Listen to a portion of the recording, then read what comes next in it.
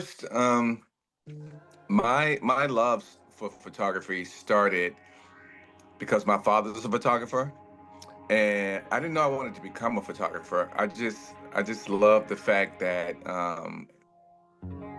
my dad did something different than everybody else's dad in the neighborhood. And we always had in our house, it was like a gallery. We always had really cool pictures on the wall. And one thing I noticed is when people would come over to visit, they were all drawn to the photographs that my dad had taken on the wall, and it would become a conversation piece. And I would just love to put my little 2 cents in because I remember when one of the photographs was taken, or I might have went with him. My dad retired as a newspaper photographer, and by the time I was a sophomore in college, my best friend's friend was a really good photographer on campus, and I just loved his work, and it reminded me so much of my dad's work. So that's when the love started as a child, and then by the time I got to college, I saw a guy that was taking pictures. In the '90s, Atlanta had a bubbling music scene. So I was around rappers. I was around Outkast when they first got started. I was around all these Atlanta rappers, and that's what I wanted to document. I really wanted to be Gordon Parks. I loved Annie Leibovitz. Those were my two favorite photographers. My dad, Philip McCollum. Those three. They were photojournalists, such as my dad, a newspaper photographer. So I love documentation photographs. You being in the Atlanta scene around all those rappers had an impact on Miles's grow up and Oh, 100%, man. Yeah, yeah, 100%, Ethan, because Miles was born in '97, and I was so deep in the hip hop culture of Atlanta by that time. I could go anywhere in the city, and I can't. First off, I carried my camera in my car, so everywhere I went, probably wasn't safe to have my camera in the car all the time. But I always had my camera in the trunk, and I just love shooting. What happens is the more you shoot, the better you get. The more you learn lighting, and you learn these different things. So I always just like to take pictures, and I would take him on shoots. So that's why if you Google Miles and Lil, I'm about to say Miles and Lil Yachty. If you Google Lil Yachty and Ludacris, you see pictures of Miles when he was like 6 or 7. Or if you Google Lil Yachty and Ti, you'll see that. So when he got famous, everybody was like, "You mean your son, Lil Miles? What?" So because he was always around, and he liked to be around, and he knew how to conduct himself around adults. His career is built off the back of me hauling him around in the early 2000s around a lot of Atlanta artists and legends, actually. Well, I'll tell you what, he came to me at, I think he might have been 17, maybe almost 18. And he was like, I kept hearing from other teenagers that around his age that your son is going to parties and rapping. And I said, hold up, what? They say he would go to a party and get on stage and do a song and then leave. And I just, he never expressed wanting to be a musician to me ever. We both have a super love for fashion and music, but him trying to be an artist, I never knew anything about that. And he actually admitted to me and told me, he said, if it didn't work out, I didn't want you to feel some kind of way. But yeah, so the industry, the music industry is based off relationships. And I happen to have a relationship with this guy named Kevin Lee. And so I reached out to Kevin, and again, relationships. If I would have been the guy out in the city and didn't have a good rapport with people, or people was like, Shannon's work is trash, or he's not a good guy, whatever. It couldn't have happened. But the fact that I had good relationships, Kevin picked up my call. I said, hey man, my son is trying to do this rap thing again. That Miles, little Miles. I said, yeah, yeah. And so I sent him a picture. Miles had a look with the red hair, the red braids, and he said, He said, "Hey man, bring him by my studio." Now, mind you, to get this guy to answer your call, you know, at the time he's the Migos manager, and you know how big the Migos were when they first came out. And you know, want you to see what you think, you know. And we're not making we're not signing any papers, we're not doing anything drastic, you know. I just want to get your opinion on what you think about him. And really, Miles had the look already. You know, he was in the street fashion. He was a cool kid. He wasn't arrogant. He wasn't hood or ghetto. He was just a good kid. Always been a good kid. And Kev saw the potential in him immediately and said, "Hey man, can I take him with me to New York and LA and do some rounds, introduce him to some people? I think we got something here." Um, I had some influence. You know, I'm gonna take a little credit. You know. That because I already had a name in the Atlanta music scene, I was able to make some good connections for him. Industry has changed from Miles's like grow up and like when he started to what it is now? Um, it's a good question. I think for the most part, it's the sound is progressing. You know, I don't hear a lot of auto tune with rappers as much as you used to hear when he first came out. Like auto tune was such a big thing for a minute. And I mean, I'm sure certain artists may still use it, but I just don't hear it in everybody's music like you used to hear it all the time. You know, it just got to a point where you know everybody was using auto tunes. Like, what does your real voice sound like? But I think you know, just like from my era, you know, I started listening to hip hop in the '80s, man, and I was collecting vinyl. I mean, that was your thing before cassette tapes and then before CDs. So and you can hear in the production, you know, the production has advanced so much more and so differently. These guys are able to make these incredible beats off their laptops, you know, and so the sound is progressing. It's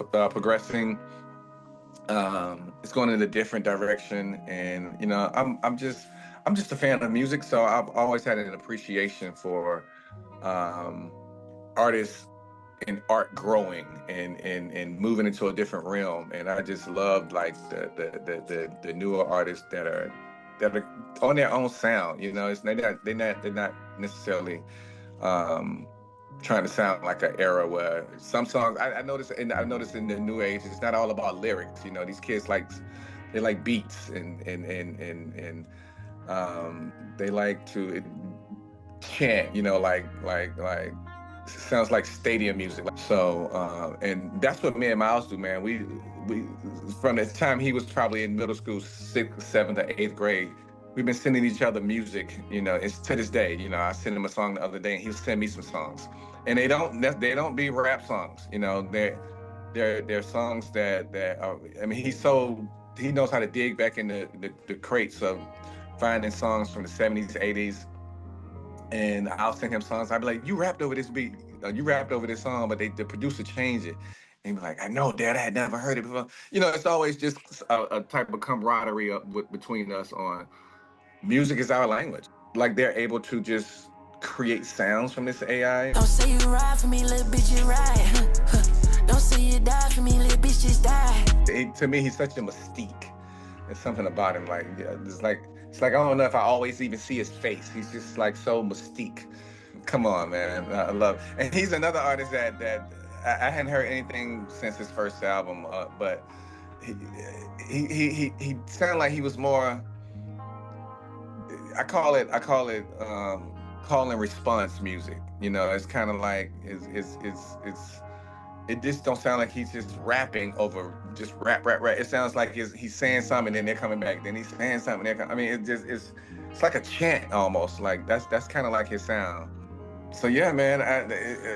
I mean, it's here. You know, the AI is here. No, if you like it or not, it's here, and it's going to continue to grow. And it's going to, you know, be the main thing in music soon. Where do you see youth influence in the music industry heading in the next 5 to 10 years? Um, the youth dictate what's hot. You know, they're gonna tell you immediately if it's on go or if it ain't. You know, I mean, it's a lot of stuff that I'd be like, oh, y'all like that? Really? You know, it catches me like that. Um, because I'm a '70s baby, man. So I've heard so many different eras of music and you know, youth, young adults, 18, 19, 20, 21. I mean, they let you know if you popping or not. You're so dialed in. You're really, music is so important to you at that age, you know, and you're really honing your skills and you being, you know, really knowledgeable of music and on the production side and already working with artists. I mean, I can only imagine what your playlists are like, or some of the artists that you know that are not on mainstream. So I think as it goes to the love of music, your love for it, the youth love for it. You know, it's not just I'm going with mainstream. I'm gonna go with what's popular. It's a love for it, and you're digging deeper into somebody that hasn't really popped off yet, but they're super talented, or they're super dope already. They just hadn't got that shine like somebody else has, like a little Yachty yet. You know, like Miles went and did a whole album in Michigan with undernamed artists that weren't even on his level. You know, or I think what was it called? Michigan Boy Boat. For him to go work with all these artists that probably are popping in Michigan, but I had never heard of one of those guys, and I bet you 75% of the people in Atlanta hadn't. But I just was like, wow, that's so cool, man. I used to tell him, I said, man, he was like, Dad, I'm going back to Detroit, and I'd be like, okay, and then he over here working with these artists that he didn't have to, you know, they would have had to pay a fortune to get him to do a feature, and here he is doing a whole album with these guys. So. And it goes back to being when he was your age, always having a love for music. Always. He used to love this guy named Lil B.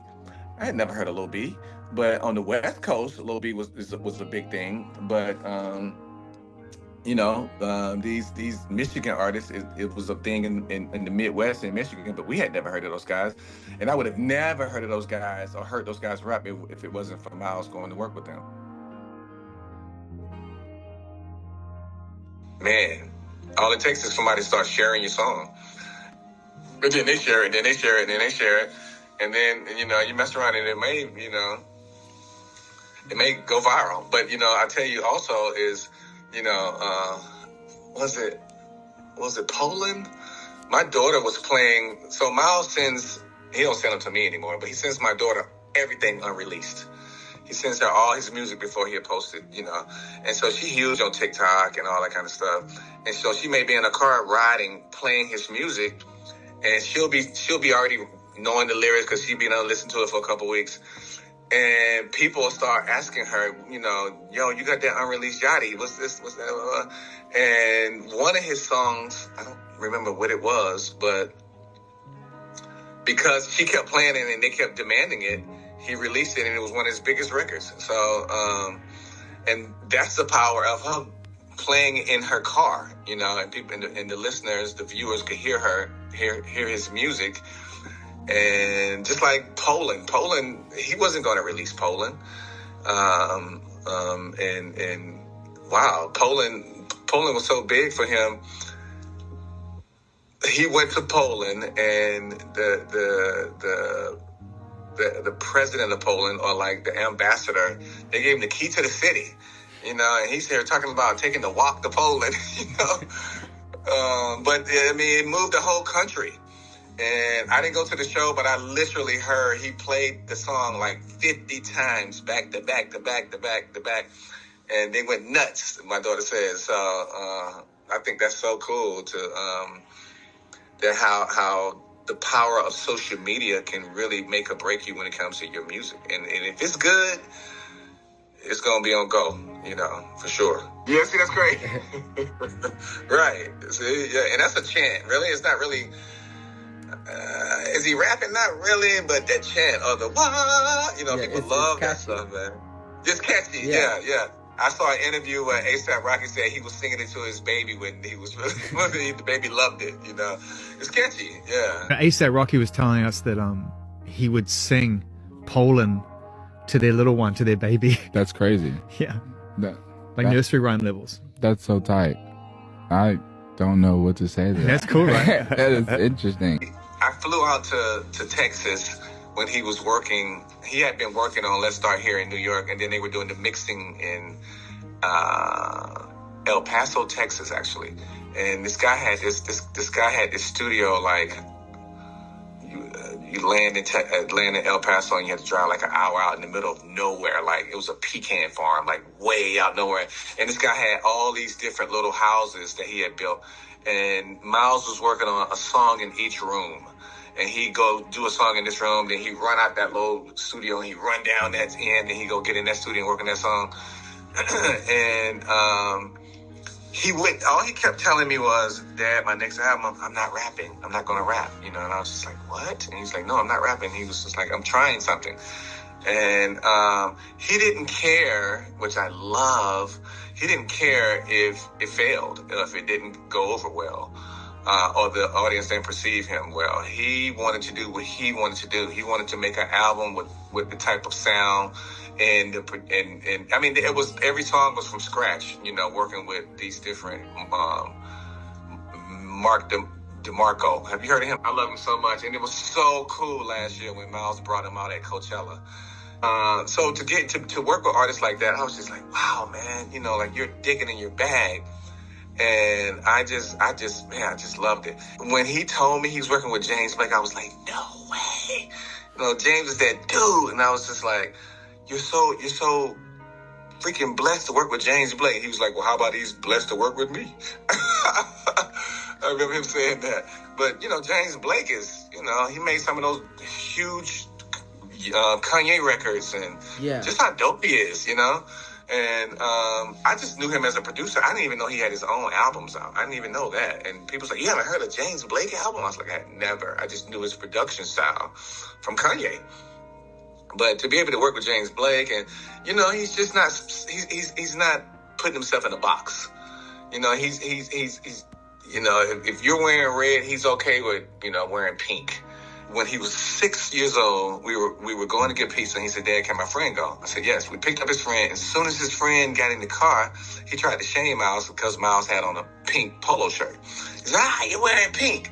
And I'm driving, and I'm saying, oh, my God, is he going to make my son cry? Because, again, they're 6 years old. And I look in the rearview mirror, and Miles is so confident. He goes, you don't know nothing about this. And it shut the kid up. Like, the kid couldn't say nothing because at 6 years old, he already had that,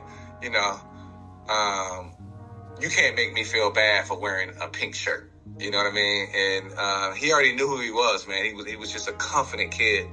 And that meant so much to me because, that's parenting. That's me and his mother. And that's why we've seen him from his, double XL freshman class, leave all those guys in the dust to me. They haven't pivoted. I don't know half the artists from his class. 21 Savage is still dope, and I can't remember who else is probably still dope. But a lot of guys don't know how to continue to grow. You got to grow, man. And you got to let your audience or your fans grow with. You can't stay stagnant. That's why we used to always get almost a different Kanye album. He kept growing, man. He didn't stay stagnant in one sound. He just kept growing and not afraid to mix it up, and try to wrap up with something else. Then he graduated to working with a James Blake or Let's Start Here, because what happens is now you can't make me feel up in a box. Even though I put out Lil Boat 2, all these different rap albums, I didn't even tell y'all what I was doing. I did a pivot and did a whole alt rock album, and not only was it dope, every show they loved it. I mean, it was like they almost preferred that more than his rap stuff. So to see him, do a couple songs from that album and then go back and mix and go back and do some hip hop and go do something, it's just I love that he's not afraid to be himself. Funny story. One time, I can't remember Miles' first song. I think it might have been One Night. I think One Night was his first song. But his buddy, who was a producer that he met through some other friends, this guy literally had like a video game sound in production, and everybody kept passing on that beat because that wasn't what was popping. there was a certain kind of sound that was popping in Atlanta. And Miles said, I want that beat. And it sounded very cartoonish. It sounded very Mario Brothers-ish. And whatever song it was, you know, he made it big, you know, because he stuck to his lane and stuck to his alt rapping style. You know, he didn't sound like nobody else when he came out. He was like, look, I'm not going to rap about drugs and guns and none of that kind of stuff because I didn't come from that. You know, I'm a middle class kid. I'm gonna rap about this. I'm gonna rap about fun stuff. And that was a whole audience for that. Everybody doesn't grow up wanting to hear hood music or hood rap. You know, there are really some good kids that just want to hear a sound that reminds them of their friends and the way they grew up, or, you know, it's like, hey, we do that kind of stuff, you know, yeah, you know, and so that's what Miles gained a core audience from, just being himself, man, just really not being afraid to, you know, turn left when everybody else was turning right, you know. So he's working on 2 albums right now, and I was over his house. He had a break from the tour, and he's so secretive, man. He wouldn't play me a lot, but he played me 2 songs, and I was just like, whoa! Like, did you get a chance to hear the Concrete Boys album? Okay. So the production is really good, but Miles is really into horn sections, and so it's going to be a super live instrumentation sounding. You know, it's not going to just sound like a rap album, but kind of like Let's Start Here. You know, those are the 2 songs I heard it's on that vibe. I think he's doing a rap album and maybe also a Let's Start Here type of vibe. You know, like a Tame Impala. You familiar with Tame Impala? Yeah. So of course you hear the influences from that album. But yeah, I think the next album, which I haven't heard much of, but I did hear a little sample of 2 songs that I was just like, he's growing, you know. He's 27, you know, or will be 27 next month, and he's not afraid to push the buttons and try new sounds. So I'm proud of that. Is it releasing later this year? I hope so. I don't know. I hope so. But I know after the tour, they just finished the U.S. leg in New Jersey. They go to Australia next month, and then he told me the tour's over in September, and then he's getting deep into working on the album. So I don't know if it's going to be finished by the end of the year, especially if he's starting in September.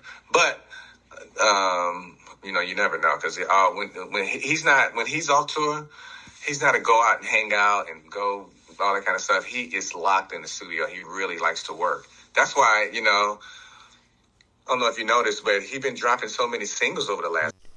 Since the release of Yachty's 2024 album Bad Cameo with James Blake, he has dropped a total of 16 singles with artists such as Pharrell Williams, Honest, Drewski, and 2 Chainz. On top of this, he has also released a project with his team, the Concrete Boys, titled It's Us Volume 1. It consisted of 15 tracks and was 45 minutes long. A Volume 2 is on the way. Yeah, it's just because he likes to work. And he wants to put a visual with it. You know, he's dropping videos with them. You know, you're getting like cool songs like Murder, and then he's just in his bag right now, man. So and he's I think what he's doing is giving everybody a little tease of what direction he's going to be going in. So, you know, Miles is going to be around, man.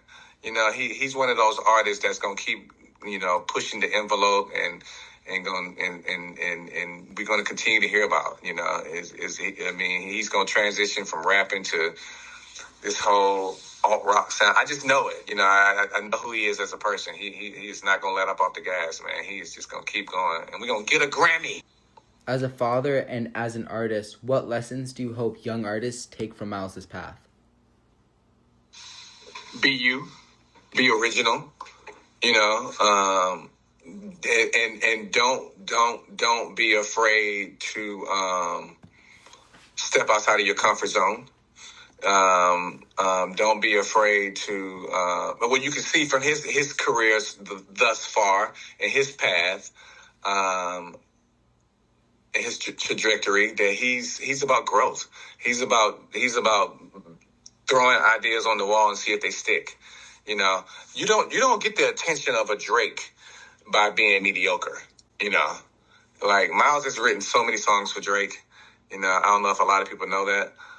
Just for like a last final fun question, if you could create a project bringing together youth and some of the OG artists that you like, what would it look like?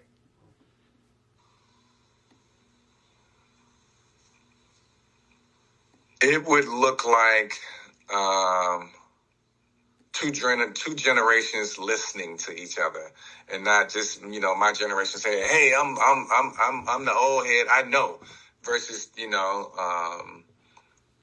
a youthful younger generation thinking they know. Just coming together and no egos attached. Because a lot of young people think, I don't need to hear from you. You don't know what you're talking about. You don't know the sound with this wave round. But really, you can learn from each other. Like, really, the old heads can learn from what the youth are doing because they're doing something right. They're popping out here. And also because a youth hasn't been in our steps yet, you can learn something because we've already been down that path. We have already walk that walk, and you should be open. Every young person should have an older mentor. Even me at 55, I still have mentors. And it's just in the photography industry, you should always have somebody that you can talk to that's older that can put you on game. And then when I want to know who's hot right now, I go to my daughter and Miles because they're so tapped in. And they turn me on, or they may make me a playlist and turn me on to some music that I hadn't heard. So it's a give and take. You learn. You're open to ideas. You're not too arrogant to. I can't be too arrogant to what you're doing because you're out there in it, and you should be humble enough to say, "Hey, man, Mr. Shannon's been there, so it should be okay to ask him some questions and learn from because he's been there before." So yeah, that's why it's so great that you and your pops do those kind of things y'all do together because he's learning from you. I'm sure he hadn't heard a Tyler album without you, or Yachty. I saw him. We went to the weekend yesterday, and when I told him I met Playboi Carti's big producer, Filthy, right next to me, I'm in the dining room. He was sitting over there on the sofa, and he was watching this YouTube video about Filthy and his whole story and stuff like that. And it was the same videos I watched too. How cool is that? That was it was really cool for me to see. Yeah, because he wants to know. He wants to learn, He wouldn't have knew who a Filthy was. He could have walked by this guy a million times in the grocery store. He wouldn't have known, But because he's got you, that's y'all meeting in the middle and him learning something about that. And I'm sure he's turned you on to something that he used to listen to when he was younger. Yeah, he has. A lot of when I would go in the car with him, he would play a bunch of his songs, and there was some Drake in there. I forgot what else, but there's a bunch of Drake songs that he liked that I eventually ended up coming back to because when he would play them, I was 6. I didn't really recognize them. Right. But now I'm 16, 10 years later, I recognize them, and I'm a huge fan of them.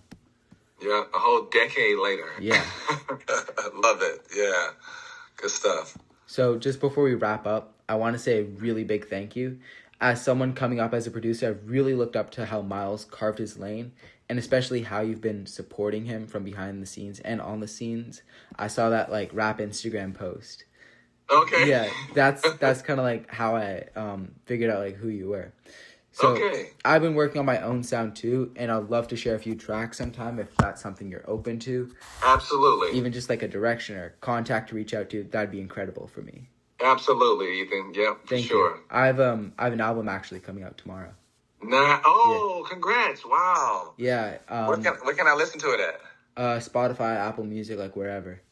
Okay, I'm on Spotify. Can you send it to me, the name or something, so I can pull it up tomorrow? I uploaded it to DSPs just an hour before. Nice. Congrats, bro. That's so cool. Thank you. Wow. I'm just a producer. I don't rap on it, but that's something I'm working on getting on. Okay. Well, I'm interested in hearing your sound. I'll send it to you. I'll send it to you tomorrow when it comes out. Okay. Thank you so much. Thank you so much for this interview and everything, all the insights. It's really powerful, and you're an amazing individual, and so is your son. Thank you, man. I appreciate it, man. Have a good night. All right, take care, Ethan. Bye.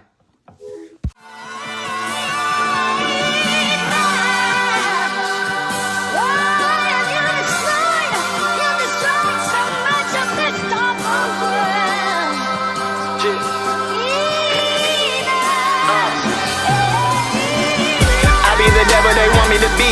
Red and blue lights on my life, folks, they know that I keep me a blicky right under the seat. Use your security, usually only resided for niggas like me. Why the abuse and continuity, damper the unity, faking the city, why beef? Brown paper bag is research from the poison that be the same color as most of the chap. Industry planning illiterate niggas, now most of these niggas be thinking they rap. Burdened by stresses and I can't express it, so I reinterpret the feeling with gas. Church for the lane where their hands do not stain from the sadist, but I cannot see where they at. We've been perturbing the woman, is Ayokiji at the terminal. You ain't checking and we ain't never heard of you. All of that agony felt like a slap on the wrist, but for you it's feeling like a tourniquet. Why don't you send me the tears? White folks, keep me out of your prayers.